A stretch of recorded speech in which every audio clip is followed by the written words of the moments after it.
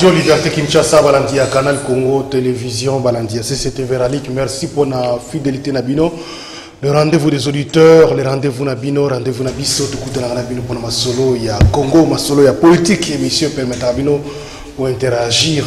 Nabiso, Nabasije, Oyo, et Zalaka débattu le vendredi 13 août 2021, joyeux anniversaire. Nabino Baibozo Kundala, Mokolambo Tama, pour célébrer journée d'anniversaire, journée de mariage, date de mariage, etc. Tout pessimino, Mokolo Malam, tout le monde Mokolo Malam. Masolo, il y a rendez-vous des auditeurs. Problématique, il y a gestion, il y a ville, il y a Kinshasa, avec déclaration.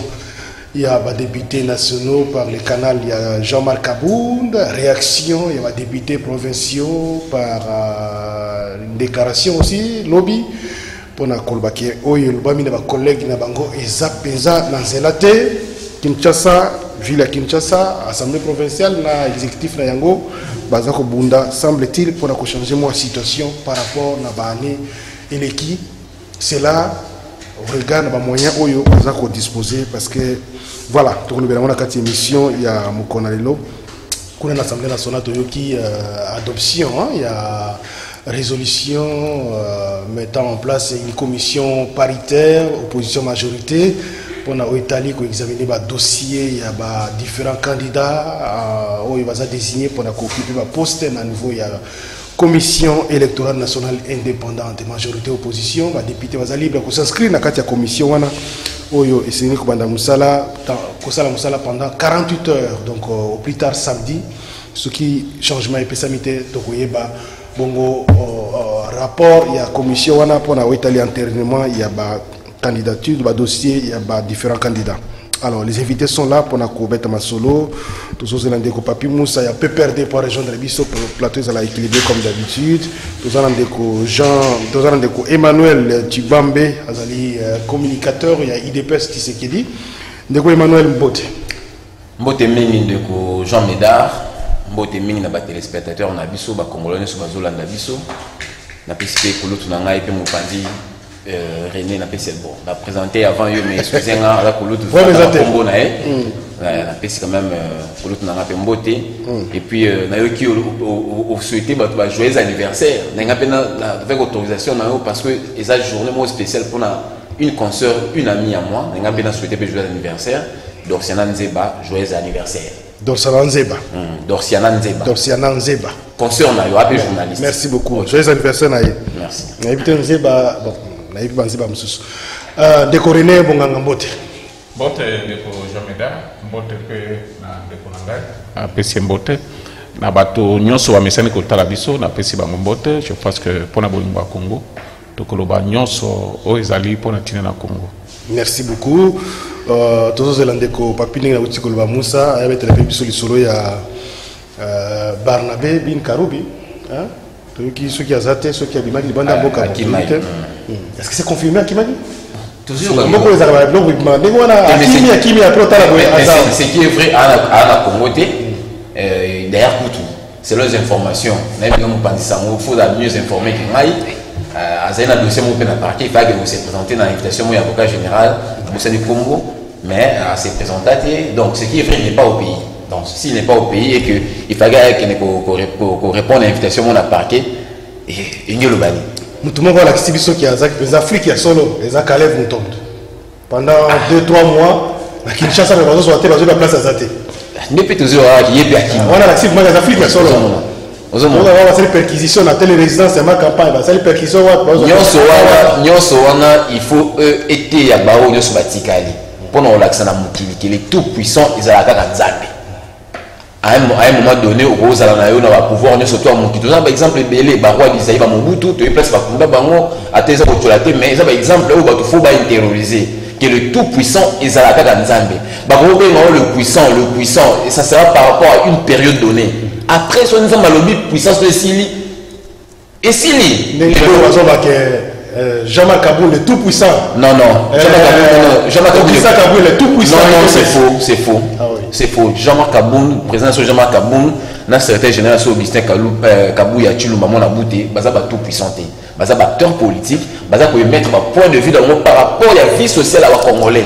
bon va bonder là congolais ceux qui pas tout puissanté bango baza ko mettre ba point de vue pour la situation où la population a se connaître. Merci. Alors si on va balancer sonner d'alarme par rapport à faire aux populations qui sont vivre en haut pour qu'ils va ça, ce n'est pas être le tout puissant.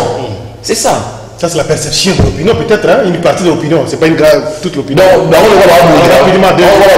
abonder la population. La population était bon, c'est ma connotation est belé par rapport à ça. Merci. Donc c'est un peu ça. Mais malheureusement, pour le moment, il y a un mineur,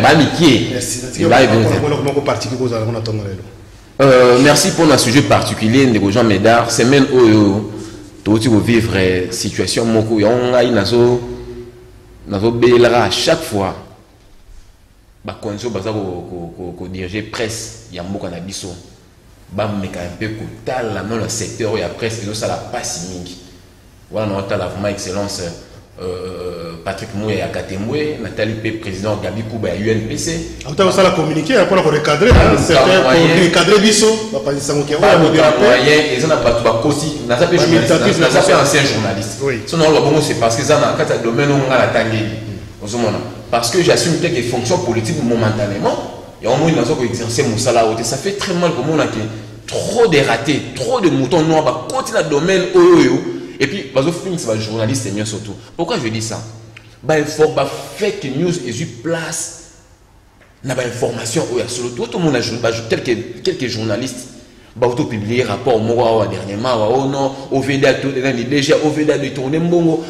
Or, ce n'était même pas ça. Tu as déformé la population. Le téléphone est déchargé, pour que tu confirmes l'information surtout à l'Okuta. Or, l'être IGF, ou à Tinaki, n'a ouvert des acquis juste pour le contrôle des routines, pour que si réellement, dossier, il y a un projet Chile Gelou, et ça toujours en exécution. Il y a toujours malade, qu'il n'y a pas des zones d'ombre. Mais il y a un caucus de journalistes, il y a des informations, pas dénaturées, distillées sur la place publique. Les populations comme déformées. Il y a vraiment réguler presse congolaise, mais quand on rétablit de l'ordre parce qu'il y a trop de ratés, il y a trop de moutons dans ce domaine.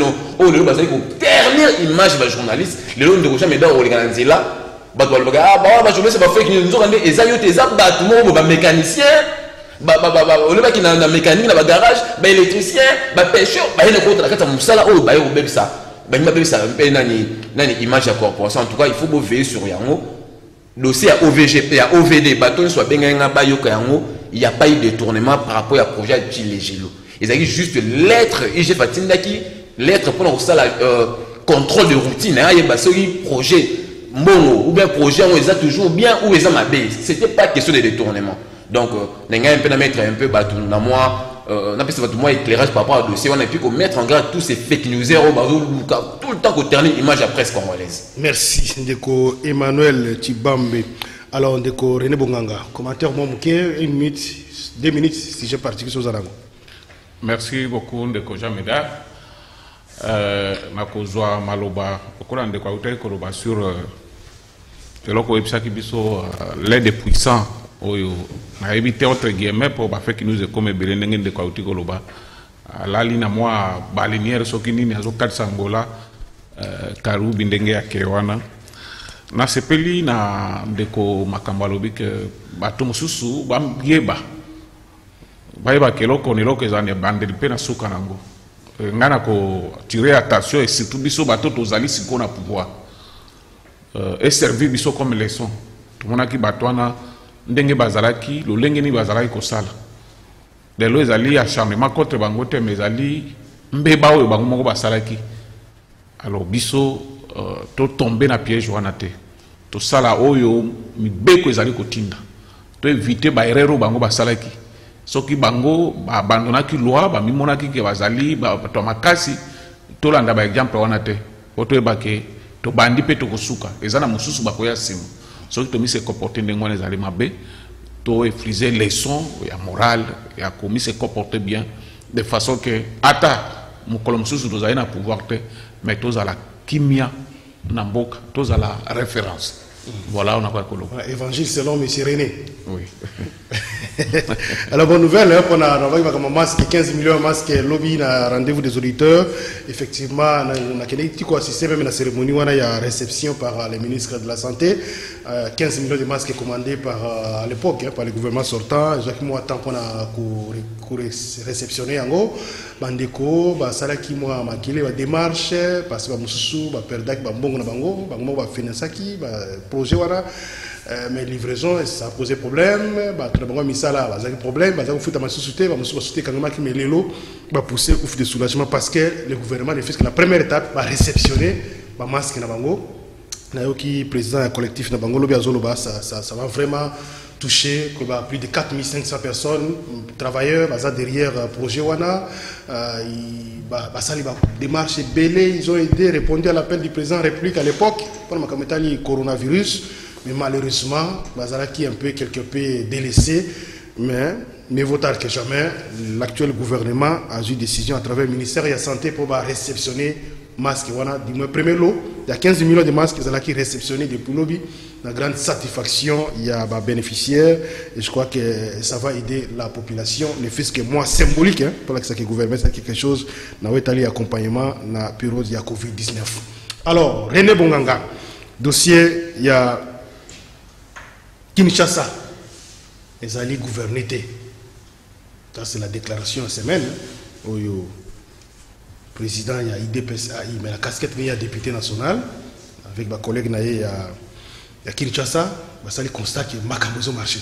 Sous l'aéroport, il y a donc, quand il a bouché, ça était partout et que rien ne marche. Soit absence d'État, soit Kinshasa a gouverné.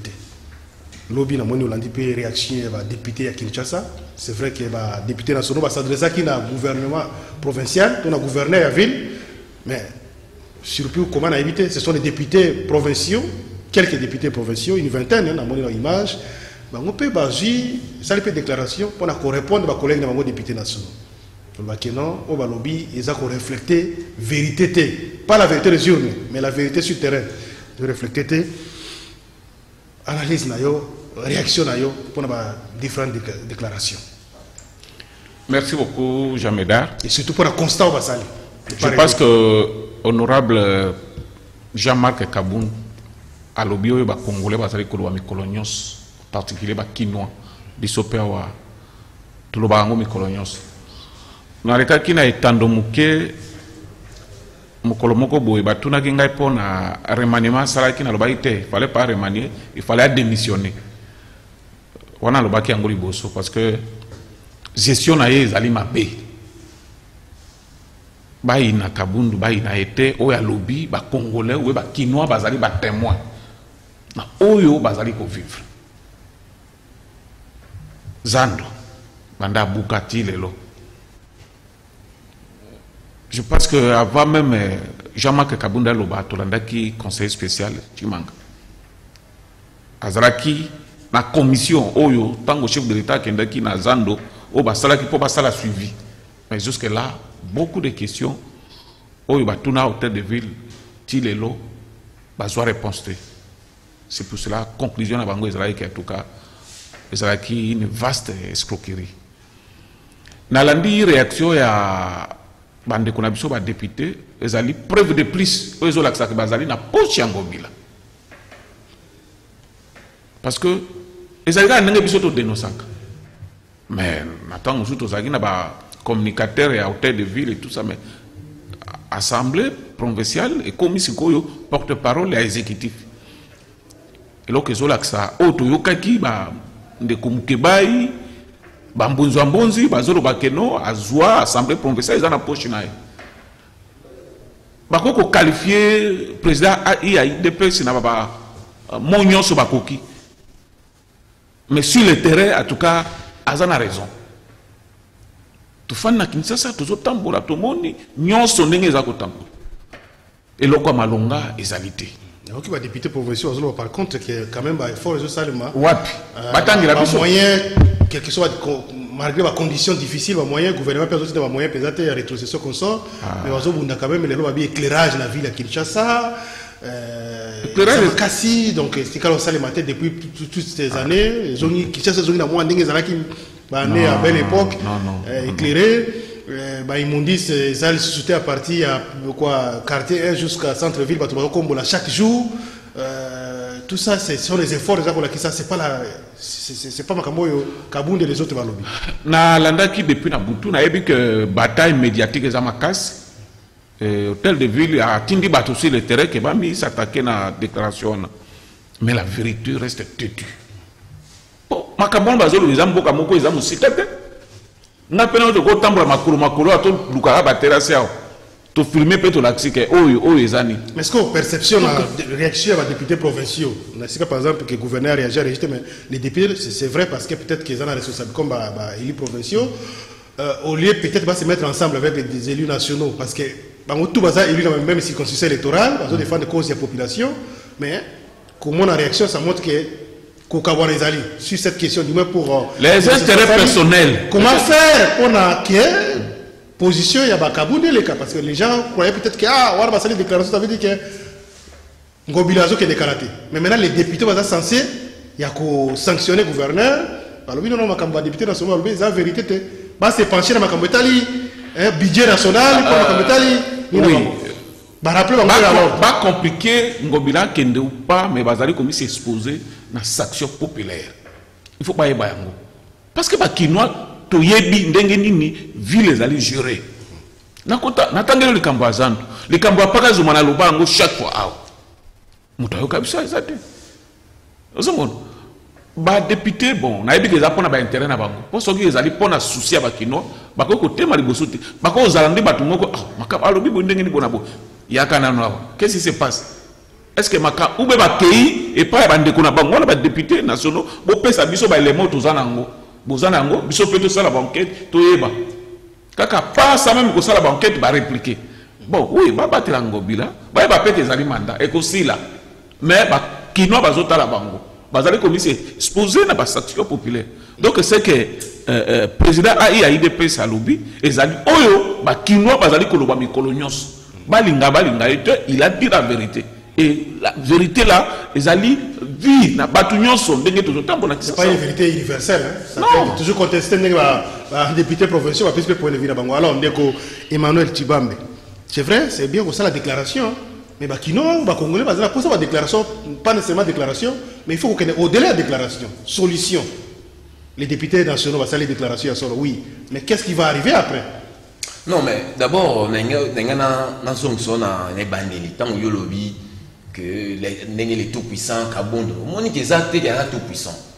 Dès que vous avez tout à l'heure là, et ça que, justement pour ça, on va sonner d'alarme dans la désidérata de la population.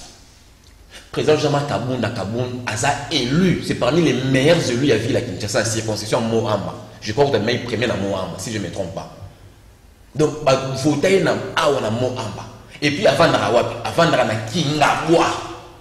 Avant de Kingabwa, la limité Kingabwa. La résidentialité, la limité de Kingabwa. Donc, la cité, nyonso oyo biso to vivaka biso to vivre dans la cité, lié à mon rango quoi qu'étant premier vice-président de l'Assemblée nationale. Après le peu qu'on fait na yé à ça standing bien venir na bureau na yé azam tout on sommet non. Tellement ça élu à ville à Kinshasa, il faut alloba. Oui, il faut maintenant la solution. Solution c'est que ça yé mon salaire na yé à la salle. Alerter. Mais ce que le problème c'est que Azas, Tolba, simple député, pas encore dénigré ou que ça la différence, mais Azali Mouto a géré Mboka. C'est le parti qui gère le pays, l'IDPS. C'est lui le président à l'IDPS. Tant qu'on est là, c'est quoi sa solution par la nani? Bon, à ma connaissance, à ma connaissance, le président Jean-Marc Kabound a premier vice-président de l'Assemblée nationale. Or, Gérard Mboka est exécutif. Chef exécutif. C'est un parti politique, hein? IDPS. Il y a un chef exécutif comme on a Jean-Michel Samalokone. Dans la eu le PST. Déjà, au moins, architecture est tombée. Donc, ce n'est pas l'UDPS qui gère le pays, qui gère le gouvernement. Il faut chef exécutif, Jean-Michel Samalokone, le Premier ministre, il faut répondre à la question. Jean-Marc Kabound, et puis, il n'est pas président de l'Assemblée nationale. Il est le premier vice-président. Donc, il y a donc, il y a dans sa décision. Mais seulement, comment en tant que député, alerter, tant que le parti présidentiel, il y a le non, non, dans le lobby, parce que tu as obéi ça, mon konzambo a outa na parti na biso. Quoi que azara le système a outa na parti na biso. Tu as obéi ça na parti na biso, mais akela. Attention dans UDPS. Après comment dans mon konzambo ka. Donc UDPS ne gère pas. UDPS na présidence là. Eza na chef exécutif. UDPS eza na eza chef UDPS ni une fois à sa solution. Non, eza chef exécutif on a ça mal connaît. Mais président Jean-Marc Kaboun a sali ka Moussa en tant que député. Abino on a pas dans la Kinshasa, na limité, na cité, na Kingabois. Pour ce temps, le Kinshasa, mon président Jean-Marc Kaboun a lobby, et ça sécurité, Batunion Sobayebi. Batunion Sobayebi, parce qu'on va dans le wapi. Mais contredit par les députés. Il y a un adage français, Lobaka. Devant le mal, le silence est soit complice, soit coupable. Mais la vie devant les gars, calme, tout le monde a mal, tout le monde est silencieux. Soit tu te rends la coupable, soit tu te rends la coupable, soit tu te rends la complice, il y a mal, il y a un moment où les gens ont dit non, trop c'est trop. Allez, alertez. Quitte à ce que maintenant, le gouvernement, bateau va approprier, qu'est-ce qu'il faut, la solution qu'il faut. Les bateaux va approprier, c'est notamment les députés provinciaux. Mais le lobby, non, le lobby, tout ça se retrouve. Ça me pousse maintenant aujourd'hui, il y a Olobake, il y a ça, Koulout Nangaï, Mike Mukebai, Peter Kazadi, ça m'a embellé, il y a gestion calamiteuse, il y a gouvernement provincial, il y a gouverneur de la ville. Donc, tout le monde peut savoir aux raisons. Et là, les députés provinciaux, d'ailleurs, ils ont raté l'occasion de ces terres. Et là, on va ça là. Et il y a qui sont là-bas qui ont des verbes collègues dans les députés nationaux, Bayokana. Parce que les députés nationaux, ça va avec l'été, papa. Ça va avec l'été. Puis, les députés provinciaux, ceux qui ont mis sous 4, 5. On est vivre à Malam, on a bien pour le Kabiso. Tout le monde sait que moi, que la santé, ville la sanité. Ville ça ne va pas, mais comment parlons une vingtaine de personnes parce que ça soit approche à notre monde, non, qu'on défendre avec le monde. Non. Bakeba pour sanctionner pour la 2023. Bakeba. Ce qui doit faire, retirer propos à Bango, collègue dans l'Assemblée nationale, porter parce que ce que nous voulons, nous, population, il faut tout vivre. Insalubrité et l'équipe n'a vu la décentralisation. Le mal, on ne peut pas rester nié parce que la police doit être coupable, soit complice. Il y a un moment où le président Kaboun a sonné, a alerté Batou pour que la solution est au niveau de la Kinshasa. C'est quoi? Après avoir emmagasiné Makamoué Bela supporté ou bien il faut découvrir que Kinshasa sont marché tel non, oui, Balobaka. La vie est Zalaka. C'est au sein des Kambou. Tout le monde a le droit de se tromper. Tout le monde a le droit de se tromper. Et tout le monde a aussi le droit de se dire. La vie est Zalaka. Au sein des Kambou, erreur. On va faire confiance. Pour la deuxième fois, on donne le bénéfice du doute. Pour la troisième fois, on tire des conséquences. Mabé Zalaki. Mais on a peut-être fait confiance. On a peut-être donné le bénéfice des doutes. Mais maman dit que non, trop c'est trop. On doit maintenant tirer des conséquences. C'est ça. C'est ça. Donc moi je pense que le gouverneur Jean-Tini Ngobila, il doit s'assumer. Ça fait 2 ans. Il y a des gens, déjà, déjà, l'autre région de Bango. L'autre pays, Peter Kaz, il a raison. Parce que l'autre décrié Siko. Bon, le bilan déjà, il y a une année passée. Peut-être que nous sommes bien pinaté, tout le monde se connaît. On a un acharnement. On a un acharnement. Acharnement va député contre Ngobila. Or, aujourd'hui, moi je suis tenté, en plus, ça, honorable Mike Mukeba, honorable Peter Kaz a dit raison. Parce que au ballon d'écrire, il y a peut-être une année, peut-être une année avant, peut-être au moment. Est-ce que le problème présenté dans Ngambo, il y a une rétrocession? Donc il ne peut pas y avoir Ngambo. Est-ce que le gouverneur, Kinshasa c'est la capitale, c'est là aussi, est-ce qu'il y a un moyen, il y a hauteur politique? Il va passer exemple, par exemple, pour la Colombola, 10 000 tonnes de déchets par jour, donc par mois, je crois que ça coûte 15 millions d'euros, d'après déclaration de lundi. Est-ce que bon, on a besoin d'un Angolelo? Kinshasa a bon pour faire face à Immoudis. Est-ce que le gouvernement si c'est un problème de rétrocession, maintenant moi je me pose la question de savoir comment est-ce que province le roi Lualaba, Madame Fifi Masuka, comment est-ce qu'elle fait pour que province reste la propre? Comment est-ce que le gouverneur, au Katanga, comme Ekimingaï, comment est-ce qu'il y a ça le rapport que dans les villes, ils sont toujours propres? Comment est-ce que le gouverneur, il y a Goma, ça le rapport que la province sur les rapports? Est-ce que 3 provinces sont atteintes? On peut pas les rétrocessions de l'État, je ne sais pas si on va limiter Bazora. Ceux qui ont raté, je ne pense pas que la province s'appelle comme Bazora. Donc ça veut dire que on a raison. Ma coquille à province, c'est quoi? Non. La province au total, la province au total, par exemple, il y a la richesse, la mine, la mine. Papa, il y a la ville, tous les miniers, la ville à Kinshasa, peut être un bon, on a eu un pansango, au Yébi, ville à Kinshasa, et côte un bon. Bon, écoute, ça va jamais le rôle de non, c'est parce que rétrocession côte raté, moins de ça, programme, il y a salubrité dans la ville à Kinshasa. Non, et ça, raison, tellement, il y a bien été parce que, bon, écoute, et quand ça va bon moment qui est dans la ville de ça et gros sunga salubrité musala la salubrité la ville de ça malamu pour que peuple pas vivre dans milieu mon sein. Merci Ndeko René Bonganga. Est-ce que le gouvernement peut faire la rétrocession? Est-ce que makoki peut au gouvernement central pour appuyer la province? On a Kinshasa tout le monde ah oui, mais c'est qu'est-ce que la province nous aussi du banque hein Gemena Équateur Chuapa et par Jacques Njoli et Sengekeli hein OK kuna na Kasai partout c'est pas zone là. Parce que le problème, c'est le problème. Il y a Ngobila, Ngobila Lelo, vous tirez gouvernement, mais peut-être la situation ne va pas changer. Ceux qui vont moyen, ça suivre et pessamité. Merci de Jean Médard. Mais nous devons nous assumer. Tous en a l'union sacrée, oui, tous en a l'union sacrée. Tous en a pouvoir, oui, tous en a pouvoir. Il faut que nous s'assumer. Nanyonso, je dois répondre devant la population de Félix Tshisekedi. Donc, il faut tout dénoncer pour que veiller à Konzi, qui a attention à ma cambutoza koloba pour les aller solo. Kinshasa, Koignon, so Bonabo, so que Marseille, va tirer au boulet rouge, kakasir le président de la République. C'est pas dire que tant que président de la République, c'est lui qui a IDPS. Mais tant qu'on va critiquer, c'est IDPS qui prend les devants. Quelque part, contradiction. C'est pour dire que tout le monde s'assume. Concernant Makambo Outi Koloba, il fallait qu'Abounda dénonce Bongo Toyeba que hôtel de ville les gens en Bongote. Jamais dans la Kena Makambo Ikemike, nous c'est 5 ans en Bongote. Katanga Outi Koloba, pour que propriété zala passe par là. Et 5 ans en Bongote. Mentalité d'abord à battre. Pour la récika ya koboa ka sanité. Pour que l'État ça l'a suivi via la police. Pour na ko indiquer bato que si ka tel boboa ka keloko te bona bo 5 ans bongo. Et 5 bongo te. La police vigile. Makamusu tozo mona wa.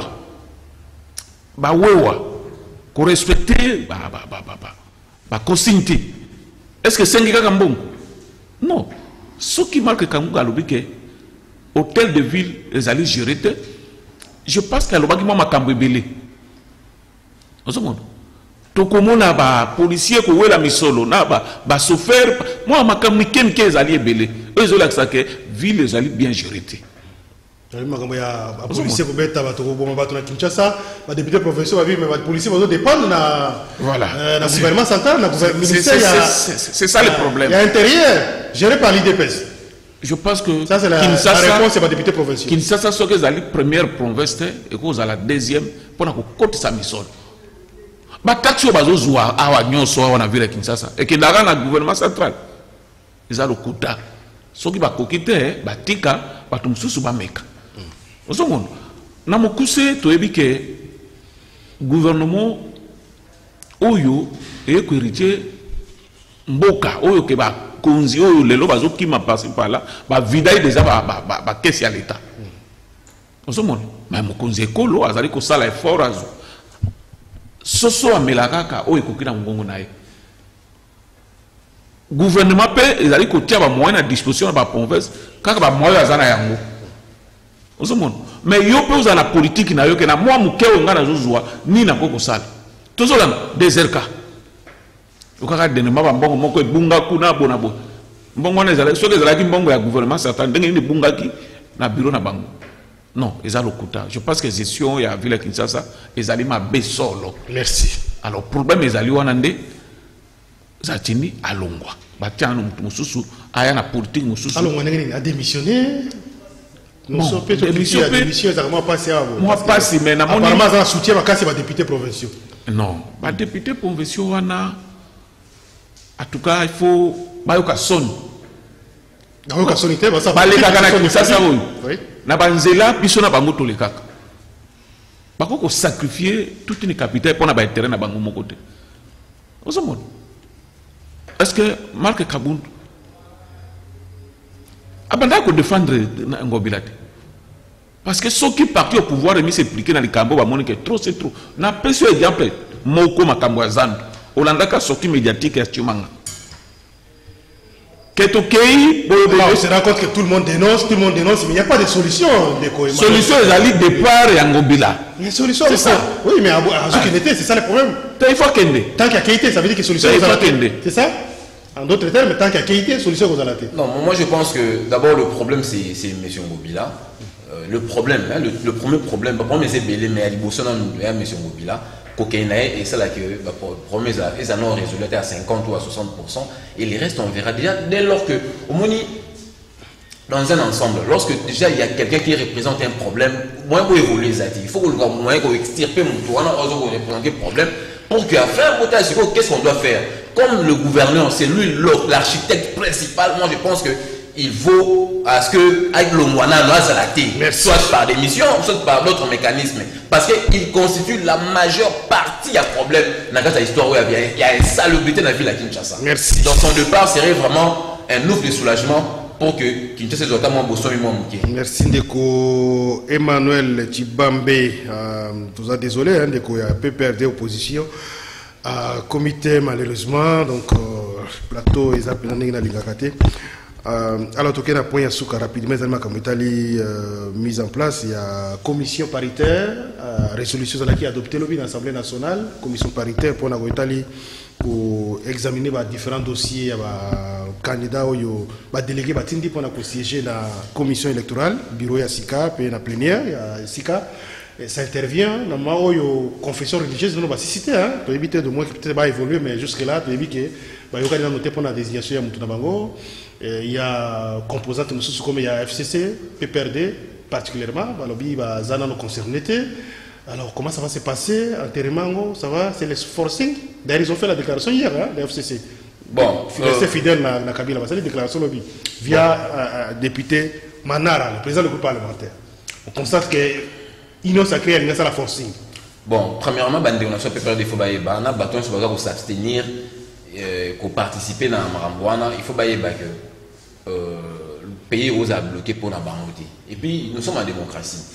Ça veut dire qu'en démocratie, on respecte les opinions des uns et des autres. Au monde. On a la proposition de brandir en mot, que l'autre n'a rien sur la CP. Ce n'est pas forcément yo jamais d'art pour faire CP. On peut émettre un point de vue, soit de CP ou pas.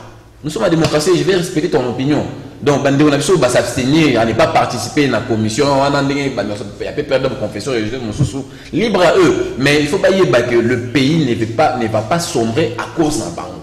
Le pays ne veut pas s'arrêter les colons d'un baron. Non. Est-ce qu'on va insister dans un système, il y a débauchage, comme c'est fut le cas à la période, il y a Kabila, parfois à l'Assemblée nationale, ceux qui sont opposition à Boy, on n'a pas. Il y a 2-3 coups, il y a quelque chose, et puis il faut crédibiliser le processus. Est-ce qu'on ne va pas toujours qu'on était dans Zelawan? Non, déjà, mais dans la réflexion dans beaucoup plus.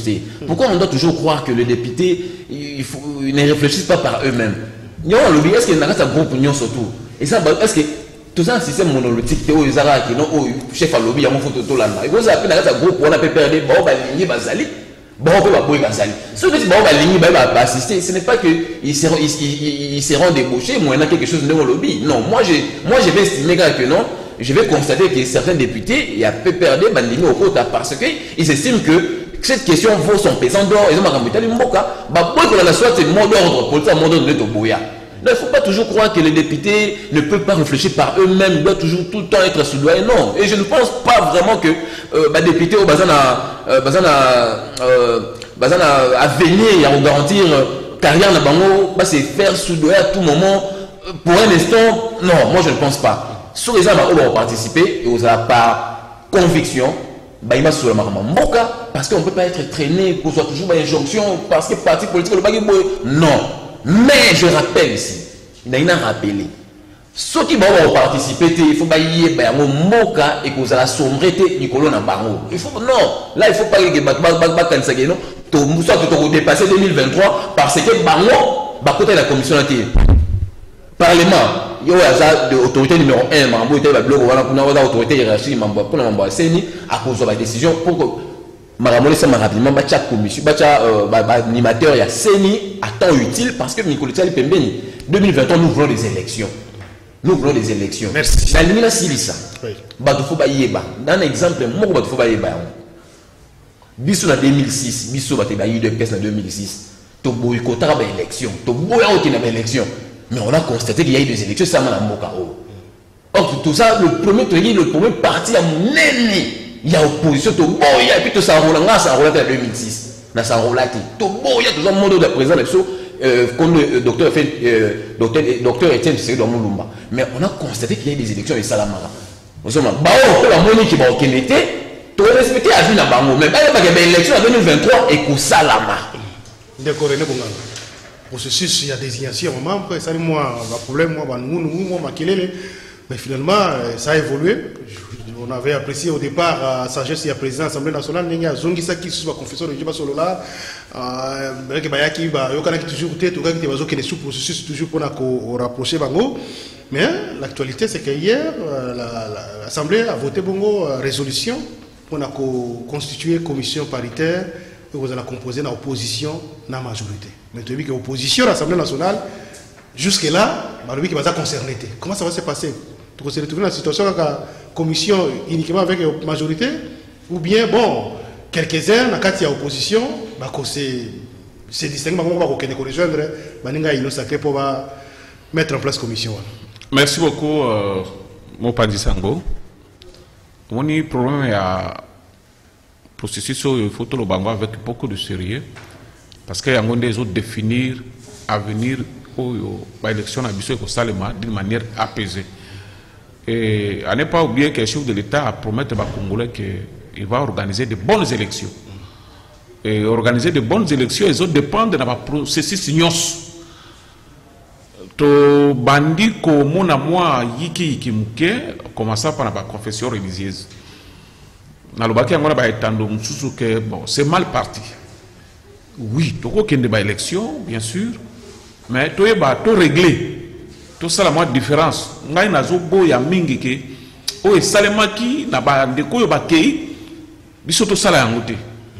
Na ndingite simata tozui pouvoir te, mais to comme référence batanga biso.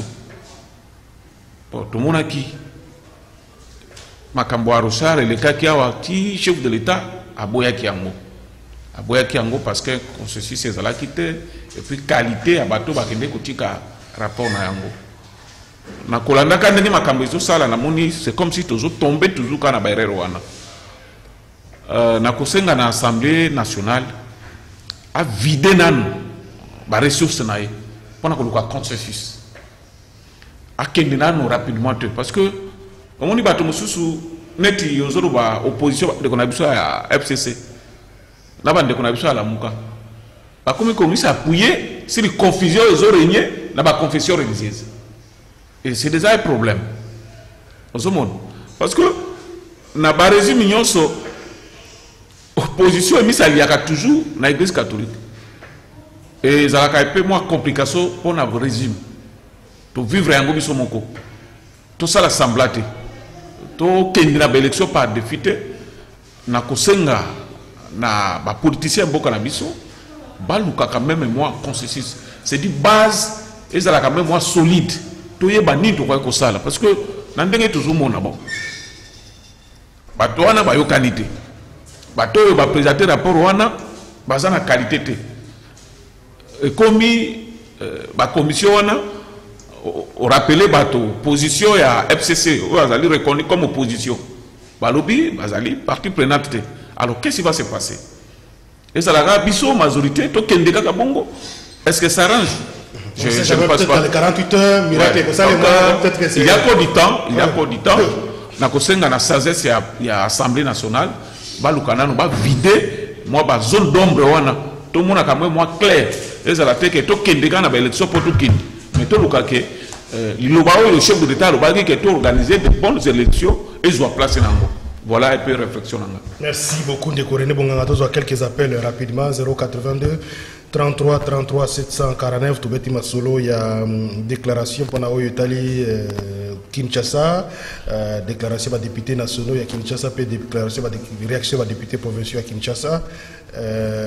Tous quelques réactions sur Ango. Puis ma comité mise en place la commission qui examiner le dossier et différents délégués va tenir pour le sujet na Seni Yassika. Allô, bonjour. Allô. Oui. Allô, bonjour. Bonjour. Quitte ça volume à radio et à télévision. Nous sommes là. Comment on a bien mis sur contribution? Comment on a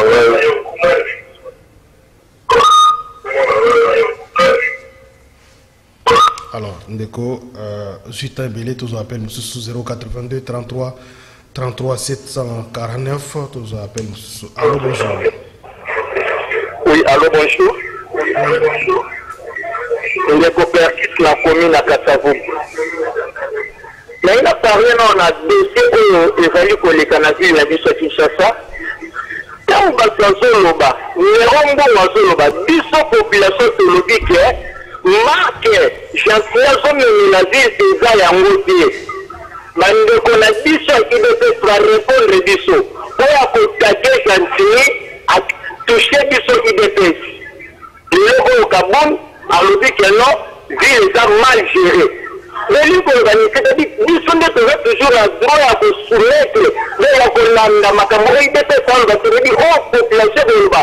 Ceux qui vont s'étaler, ils vont monter le bon. En tout cas, dans cette défi, ville, Makambakaru, Bouyeti, papa. La même Makambakaru, la défité. Donc, Makambakaru, par défité. En tout cas, les félicitations à papa René. En tout cas, on félicitations aussi. Il faut maîtriser pour péter que non. L'élection est dans la Kina. Merci, papa René. La félicité. Merci. Merci beaucoup. 082 33 33 749. Tous on appelle M. Sounazela Yasinga. Allô, bonjour. Allô, M. Jimel, bonjour. Oui, comment on a bien vu wapi? Na bengi à partir à Misa, comme on a dit, papa Raf. Oui. En tout cas, na sepeli d'abord, na sepeli pour na costa ya président Abisso, Jean-Marc Kaboun. Mais ezandenge papa René Bonganga Otikolo, papa René Bonganga, merci. Tous à la kakaka, soki mwinde koti Fati Beton. Oh, socio-équité Fati Beton. Nekonanda Chibambe, les Zolo Bakeo, non, papa. Donc, ce qu'on est simbi, il dépasse les autres. Ce qui est simbi, Bino. Nane Aponi, Samalukonde. Tu peux me dire aujourd'hui que non, Samalukonde a une volonté à Motomususu. Ils ont choisi à président. Et Konangai, Otika Makamboya, ce qui est simbi, il dépasse ce qui est simbi. Mais il dépasse Baza Mini, Baza majoritaire de l'Assemblée provinciale. Comment on connaît Bisabiso les locaux, Bisototia Gobilate, ou assumer pouvoir Isaiah Bino, Ndengi Papa René Bonganga Alobi, Nyon Isaiah Bino, le parti présidentiel, ce qui est Simi Bino, Apaye. Merci. 082 33 33 749, toujours appel Moussou, Nazela Yasinga. Allô, bonjour. Bonjour, les hommes, c'est Evan. Oui, monsieur Evan. Analingika na lobaboye. Omoni lelo mutu nyonso aza kobeta Jacqueline Ngobila. Responsabilité ya ville ya Kinshasa, bien sûr, eza ye, mais biso pe toleka na kochanger ndeko na ngai. Tant que nous, le peuple, ne change pas, toza koyeba place ya kobwaka ba poubelle te, toza koyeba distinguer même pas même poubelle. Jona lukaka biloko jatina tie la boulevard.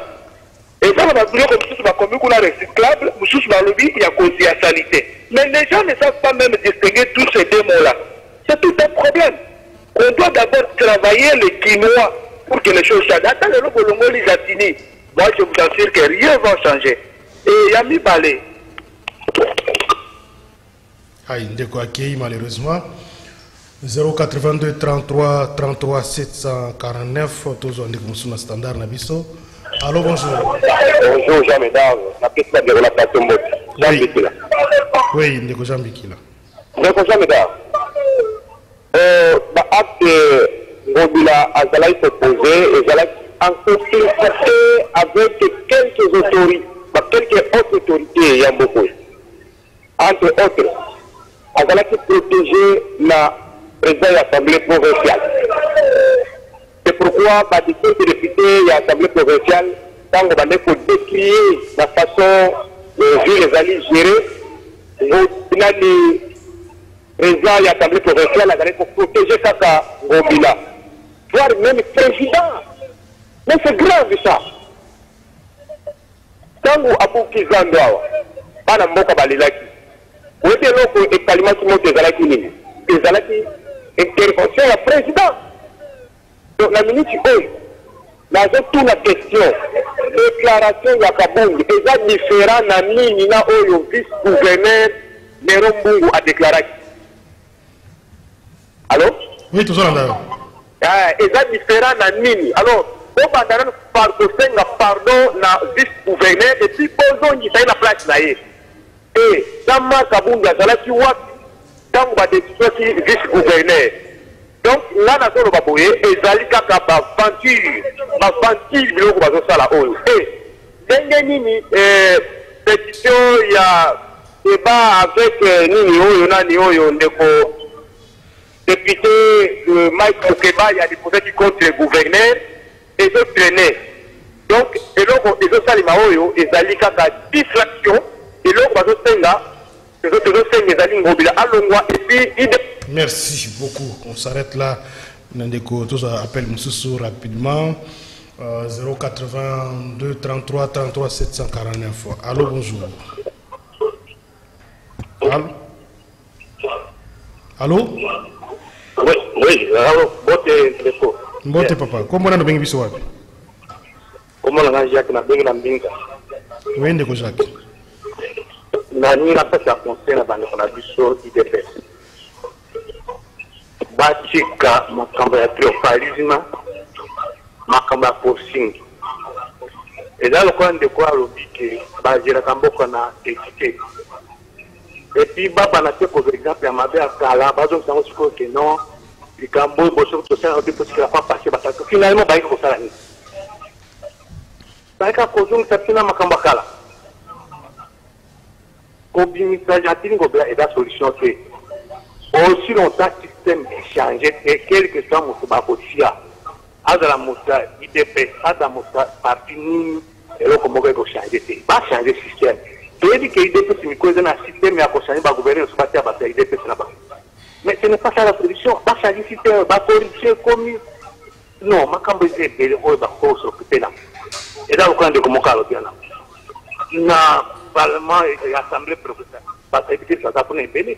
Pour aller bakozo inter. Il faut qu'à abona da partout à la présidence et assemblée à la exécutif à la partout qu'à cahier. Mboko ici là bakabona ba occuper kabuya. Merci.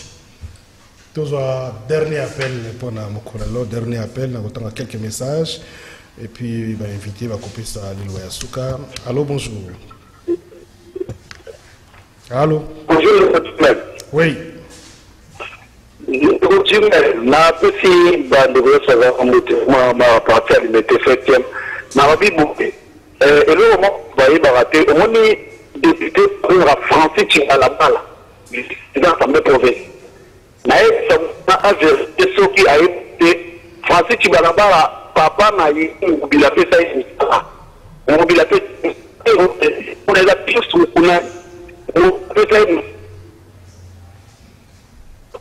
liaison est à Malam, tu peux bouger, tu peux faire ça. Matimangobila, ça est le rôle pour nous. Nous devons Francis Chibalabara. Vérifier, à nous vérifier, à que nous sommes des villes vérifier. Parce que ça, papa n'a eu Moussala. Et pas mobile, il y a ça mobile, il y a pas de mobile. Donc, ils ont la distraction à l'éventualité de peut-être ça va. Merci beaucoup. On prend les derniers appels. Appel Moko, Moko. Puis on va s'arrêter là. Allô, bonjour. Allô, Jimel, bonjour. Bonjour, bengi wapi comment on a contribution yo? La bengi na Kasavubu Costa. Wapi?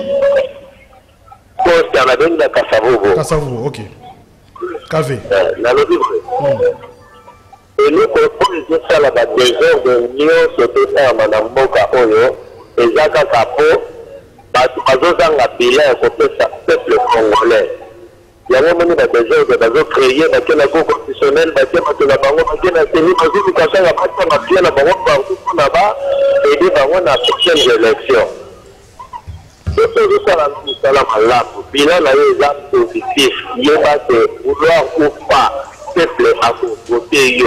Par contre nous sommes ça là et ça va désordre il faut que ça me mène du tout makambo ya ma pour les kafutu ata tango kabila zalaki.